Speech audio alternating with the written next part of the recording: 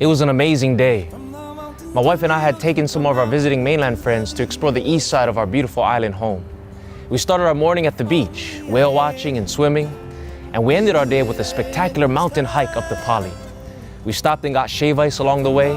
The food was great, the fellowship was sweet, the day was so relaxing, and it ended in a most beautiful sunset. I went to bed tired and satisfied, looking forward to a good night's rest, excited for another adventure, this time on the west side. Nothing was out of the ordinary. I expected to wake up as usual to another beautiful Hawaiian day. I had no idea what was coming.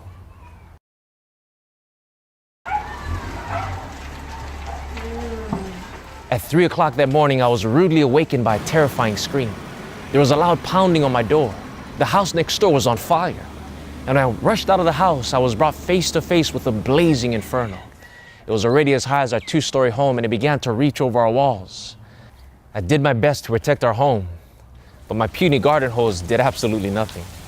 It was good enough to water my mango tree, but it was powerless over this angry conflagration. 5 minutes later, and the fire had broken our windows and was spreading in our family home.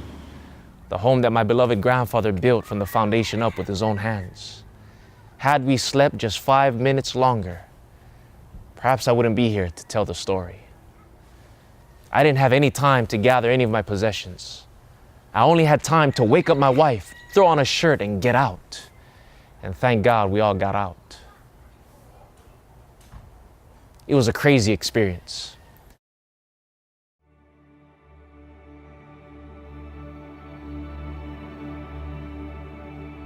One of the many lessons I learned from this ordeal is that we need to live our lives to the fullest and to live each day as though it's our last, and to be ready always to meet death in peace.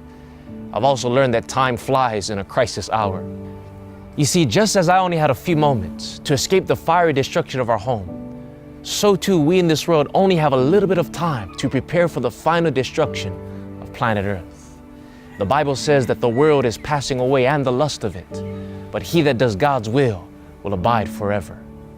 But unfortunately, many are indifferent to the crisis hour we're in. Many are sleeping in carnal security, thinking that they're going to wake up to business as usual. Many are indifferent to the signs of alarm going off all around us.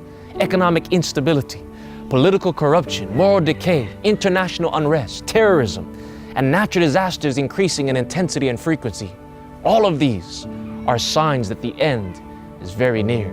And in these final moments of this earth's history, Jesus is pounding at the door of our hearts. He's trying to wake us up from spiritual sleepiness, and he's pleading with us to get ready for evacuation. You see, friends, we don't have time to be storing up our treasures in a world that will soon be destroyed. We don't have time to waste upon the trivial things of life, things that make no difference in light of eternity. Right now is evacuation time. It is a high time for us to awake out of sleep, for now is our salvation nearer than when we believed. It is time for us to seek the Lord with all our hearts, time to pray like we've never prayed before, time to gather our loved ones at the altar of sacrifice, time to give our hearts to the only one that can save us when this whole world is on fire. You see, just as I only had time to wake up my wife, put on my shirt, and get out of the house, so too we only have time to gather our loved ones and put on the robe of Christ's righteousness and get ready to leave this world of sin. And so today I encourage you to use the last few precious moments in this world to do the most important things in life. Hug your children, kiss your wife, spend time with your family, get rid of all the non-essentials, and most importantly, let God cover you with the fireproof robe of his righteousness. For it is only the righteousness of Christ that will last for time and for all eternity.